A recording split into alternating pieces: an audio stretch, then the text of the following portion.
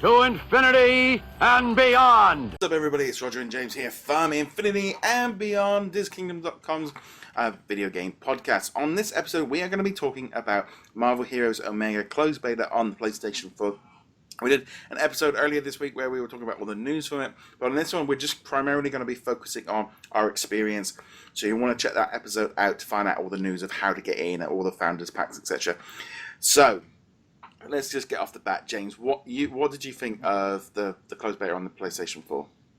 Overall, it was a better experience than I was expecting. As we've talked about in previous episodes, not even the one this week, but in just previous episodes, build up to this, I was very concerned about the technical performance for the game, load times, frame rates, etc. The load times are great. They're obviously there, and they're not short, but they're not long. They're kind of in a medium ground there.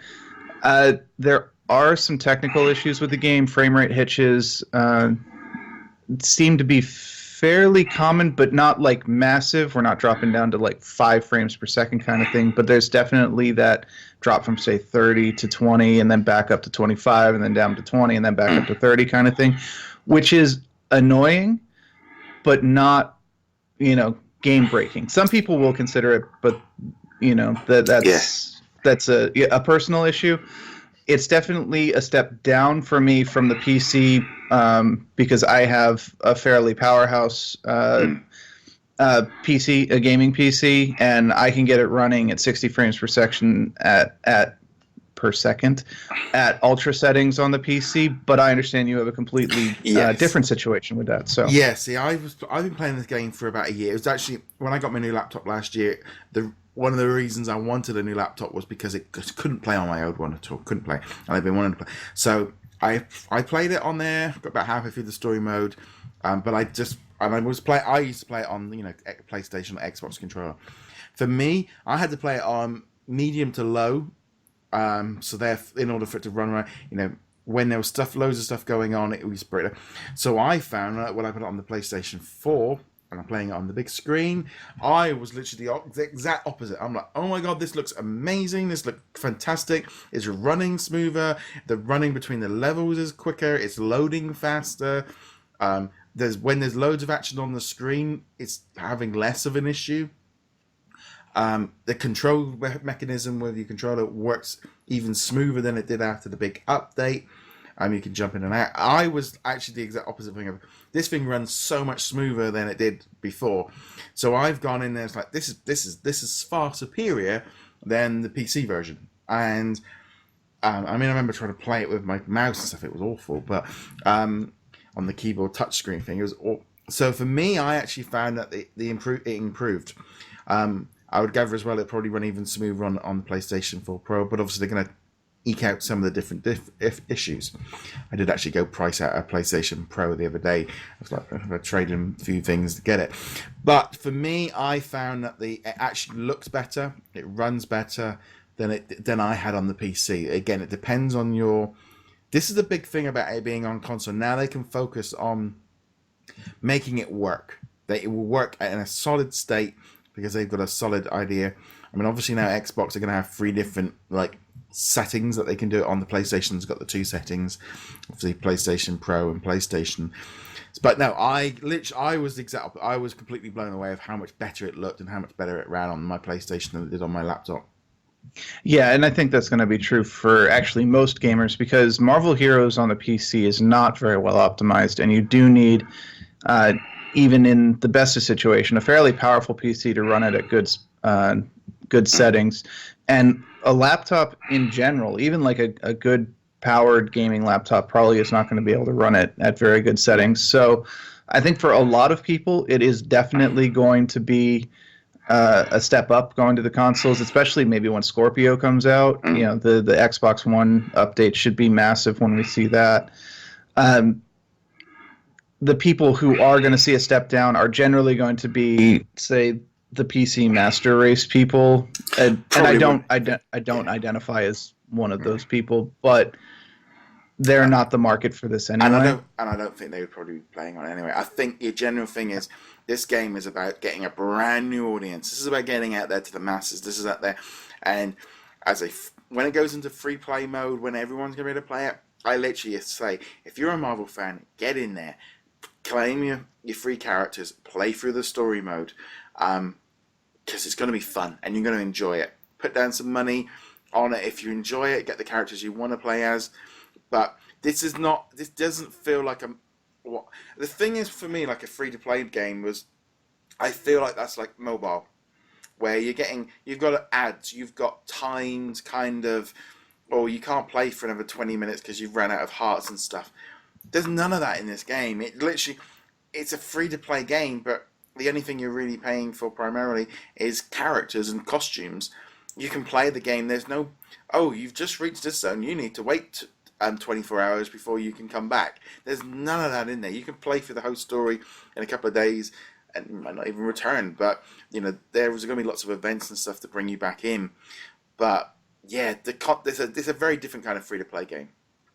And it's worth noting that I was pleasantly surprised to find that it doesn't look like you need PlayStation Plus for anything. No. There's a couple bonuses for having PlayStation Plus. You can buy the War Machine pack, which is exclusive. There's a Daredevil costume, which is exclusive. But you and I played some multiplayer last night, and the account that you were playing on doesn't have PlayStation Plus, but we were still able to team up. There were no restrictions on content. We couldn't go into Midtown, but that was because I hadn't apparently downloaded Midtown yet. We did. No, you. Oh, I went in by mistake. You went in, but we did some story content. But that was because my system was still downloading Midtown, so I couldn't get into it. And it wasn't because of PlayStation Plus. Now we'll see if that holds true with Microsoft and Gold, because we don't know yet, and they are kind of notorious about being strict with multiplayer games requiring Gold, so that might be different. But no, it's that kind of thing as well. Like, I'm trying to do that on the PC. I wouldn't even bother trying to do that on my PC because I don't tend to play online a lot. So I even doing the PlayStation, I'm like, well, how do I use parties again? Because it's been that long. I think last time I did it was did it with Abe when Star Wars Battlefront came out. I don't play them online, but it was nice to be able to jump in there and we went through and played it a bit last night, and also experience it from a slightly different angle. But as we said on another episode this week, it is close. You're all going to get wiped. So therefore, I'm playing this slightly different than I would do if it was in open beta. I think I'd be playing this game very, very differently. Yeah, I mean, open beta, closed beta are two very different things. It might not seem like it, but they are. And then we also don't know if there's going to be a wipe before the end of the open beta. We know there will be for closed beta. There won't be. I think they have come out and said that anything you do in the open beta will be carrying on. I think the idea is that they want to give everyone a wipe and not give us too much of a head start. It's just it is annoying because I'm sitting there I'm going for the story mode on 11 characters and I'm going, I'm not really going to gain from this. So I am playing slightly different. I plan on basically going through every one of the 38 or 39 heroes and playing them all up to level 10. That's basically become my kind of plan for the month to play. So I get to play them. I'm not going to do the story in its fullest.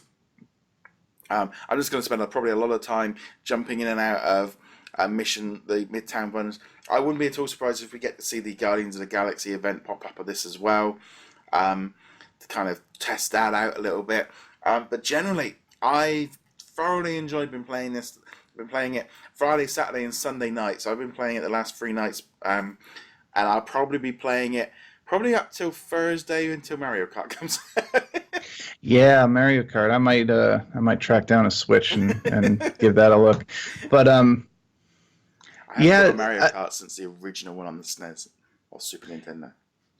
I think I had it for N64. And I did not play GameCube. That was the Double Dash one, the one with 2 players. Yeah. I think. Yeah, I didn't have that one. So other than, I think, a 3DS title, I haven't had a Mario Kart. Anyway, that's not the point. Anyway. No, it will be interesting to see what they do with events during the closed beta, because one thing Marvel Heroes has done very well is there's constantly some sort of event going on. Now, these aren't major events, not like, say, like the invasion in World of Warcraft or whatever, but there's normally something that's saying, oh, well, if you want to play in this mode, if you want to be in Midtown Manhattan, there are bonuses in Midtown Manhattan. Or the week after, well, you should run terminals, because if you beat terminal bosses, they'll drop extra loot and stuff like that. And then on top of that, there's like the Doctor Strange event that we had, the Civil War event. We're expecting a Guardians of the Galaxy event. Yeah, I'm expecting at least a 4 Spider-Man and a Guardians. Yeah. Now, the only thing I do feel is now with the console version coming in, if it starts once they get this update out and it's running, then they can go back to focusing on, because I think at all the moment they're fully concentrated on getting this running and working. You know, there's no new heroes announced for the PC version. We don't even know when, because they're going to probably slowly drip feed the rest of the heroes over to the console version over the next year. But it definitely, for me, I'm really excited about having this game for the next year or so too on my PlayStation, and I'm going to be a game that I'm going to be jumping in and out of.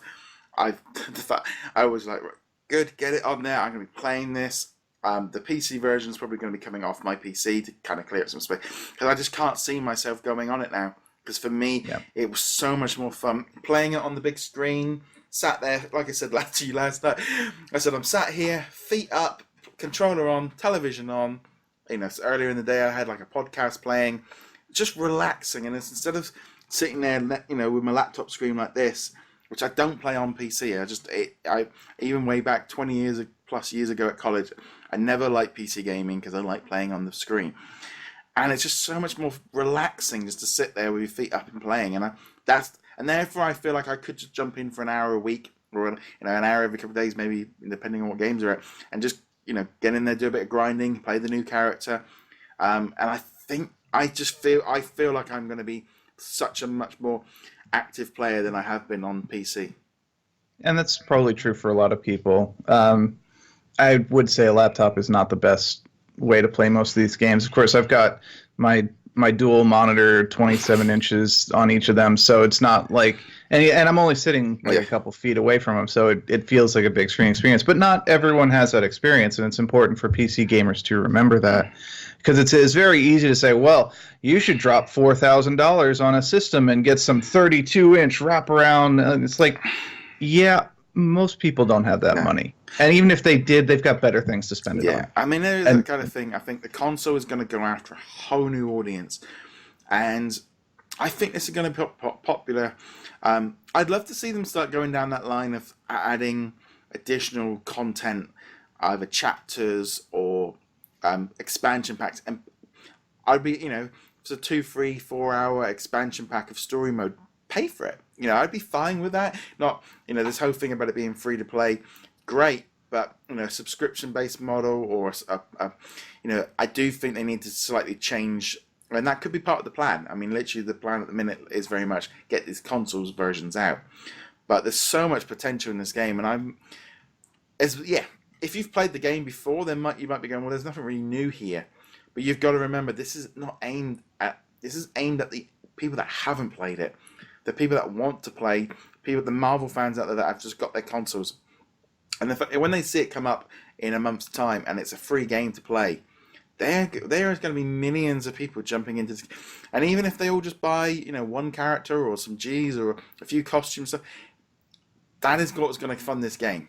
And jumping in, there's going to be whales that that fund the game a lot, but this is going to be a fun game. And I can't help but feel that the console move is a very strong reason.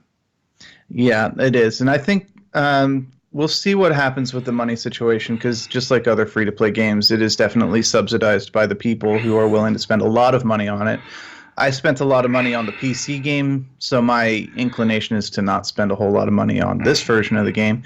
But there will be a lot of new players coming in who will want to try out all these characters, who will just want to own all the characters. They'll want to upgrade all of their storage to the maximum amount, get all the boosts, and put money into the game so the rest of us can enjoy it without having to spend. And also, they do have sales a lot. I expect that will be coming in quite a bit. But right. I do hope that they don't push the buy one, get one free sale a lot, because it sounds great until you realize that when they say buy one, get one free, it's buy one character and get a completely random character, including one you might already own as the second character. I don't know with the PC, with the PlayStation, Xbox, whether or not that's going to work as well. That's a different mechanic. I can't help but feel like half price is going to look better for general customers? Oh, it absolutely. It'll always look better. Even on the PC, most of the time I was like, I'm not taking part in the sale because I want to control what I'm buying. I'm not an RNG player. And we're not talking about like founders packs here, though, or the PlayStation, the ones that are on the PlayStation Store. These are ones bought with the in-game currency, which I would assume Gazillion will have full control over, even in the PlayStation and Xbox version. So if you buy Ant-Man with the G's, then you will get a completely random character, and you might even get Ant-Man as your second character. I can't help but feel that they're actually going to have the characters coming up as purchasable items to make it easy. They do that in the PC as well. They make sure that you can buy all these characters and their costumes. When you're on the PlayStation Store, you'll be able to just pick them up and they'll just log in. But I really it's that kind of thing of like, for me, I've been waiting for the console version for so long, and it hasn't disappointed me. I can't quite stress of how much fun I have been playing with it. I mean, there's been some frustrating bits, but some of that's been more like, I've been trying out characters which I just didn't bother doing it on the PC version because, flip the menu up. A couple of things that do annoy me, not being able to flip a character while you're playing. You have to go back to the HQ. Well, that's annoying. Because sometimes it's like I was stuck on trying to beat Venom, and I picked Iron Fist, and I'm like, oh, it's like it's taking me forever. I did it with Deadpool, like the first go. I then picked Thor and went in, and he kind of was slightly better. Popped in Hawkeye, went straight in and bloody killed him. It was just like, for me, I've definitely found that ranged ones are slightly better, but I've been enjoying trying out the different characters and stuff. And I put Star-Lord down, and his weapon at the very beginning is very much locked. You have a few shots and you have to wait, and you're just basically running around going, I can't do anything. Not for me. I need constant ammo. But this is a good example of what I was talking about previously, where some of these characters you don't really get to see their playstyle when you're locked at level 10, because once you get Star-Lord past 10, once you start getting him up to 30 and whatnot, the things that you have available, you can do strafing runs, you can call in orbital bombardments, all sorts of fun stuff like that, and you're not locked into just like, well, I gotta wait here for my ammo to reload.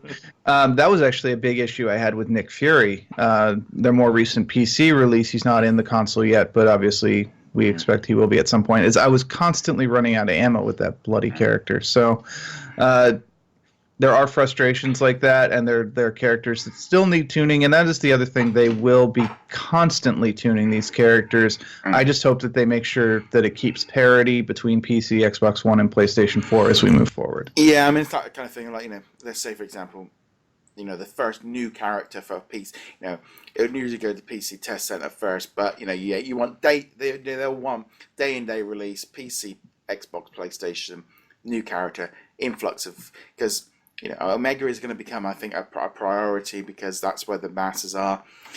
And I really just can't stress that enough. I mean, we'll probably be talking about this game quite a bit over the coming weeks. Also, then when it goes into open beta as well, kind of some sharing stuff. But generally, this has been the highlight of the week, and we've actually had 3 games. So this week, so it's going to be quite an interesting one for reviews. But I've thoroughly enjoyed playing it, and I can't really stress that enough, really. Yeah, I absolutely enjoyed it. I've been playing this game since it first launched on PC years ago, and I am still enjoying the heck out of it on the console. Most of the technical issues that I was worried about didn't come to fruition, and they still got time to work on the frame rate issues. I do hope that they add more options to your personal settings, not necessarily like customize the frame rate kind of thing, but especially playing in like Midtown Manhattan, one of the things you can do in the PC version is say lower the special effects that other characters throw into it. So you still have like when you use your powers, they're full on special effects, all the fire and the bullets and whatnot are flying around. But when you've got like 6 or 7 heroes in an area all firing off all these effects, you're just kind of like, somewhere in that fire is a bad guy, but I can't see him. And I'd kind of like to be able to turn off other people's special effects so that they don't interfere with my ability to figure out what I need to do, especially when you're using someone like Rocket. I don't know what I'm doing. Just shooting at this big fireball. And it can actually be problematic with a couple of characters because, like, Rocket Raccoon drops turrets, and those turrets are a large part of his damage output. And if all of the turrets are covered with, like, fire effects and plasma cannons going off from other characters, it can be very hard to tell when I need to drop a new turret because I don't know if my turret's alive or dead. No. It's definitely fun. It's definitely worth checking out. And like I said, it definitely feels, it feels good. It feels great to be playing it on the big. The only difference is text. I did put a note on the forum saying that I found the text to be very, very. I mean, a new big television, and they're going, "What's it saying? I can't read it." It's like, yeah. And they have said that they are going to be they are listening to the feedback because it's a different system and stuff. But generally, great fun, really enjoying it, and I'll be playing it for, well, like I said, definitely be playing it the next week or two. I might slow down a little bit when we get to the end of the beta before we go into open because I don't want to go too far into it. But first impressions are really enjoying it, and I can't wait for it to go into full open mode. Right. So for the closed beta, I'm probably in the same boat as you. I've already played all of these characters, so I don't need to test the characters out and see which ones I want to play as. So I'm really just in it to kind of see if they fix some of the technical things. They got to add some things in. They need to add in the team-ups, the pets, and stuff like that, because there are a lot of features missing from the PC release transition over to the PlayStation. We'll see how they kind of transition across. I do kind of want to see a couple of other small things, but I'm going to be pulling back on playing until the open beta comes out. Now, if the Xbox One has a closed beta come out again in the near future, I may or may not, because this will be like the third time I've paid for the game. But, if they have something like War Machine, because that was the pack that I got, was the War Machine pack. That's the cheaper pack. It's only $17. He was already the character I was going to get anyway, so that worked out for me. And if Xbox One, if they're like, oh, well, you can get, this character, or, you can get like Psylocke or Kitty Pryde or something like that. You can get one of those. Kitty Pryde is probably the character I'd also want to pick up. Then I'd be like, all right, yeah, I'll pick this up and I'll try out the closed beta on the Xbox One side. Yeah. But other than that, I think I'm going to wait till the open beta for the most part. But you and I maybe will get a chance to play again. Yeah. It was fun to test that out and play some co-op. Yeah, definitely a lot of fun. On that, guys, if you've been playing it, be sure to let us know what you guys think of it. And as I said, we'll be talking about this game probably a lot over the coming year. As per usual, you can always subscribe or like or follow it on, depending on which platform you are watching or listening to this on. You can also find James over at heroiclegacy.com. He also does put up the videos and stuff. I suspect I've got a big list of stuff that I'm starting to put together of like stuff to start recording and start putting together things. So definitely want to check that out and subscribe over there. And on that, guys, we shall see you guys soon. Later.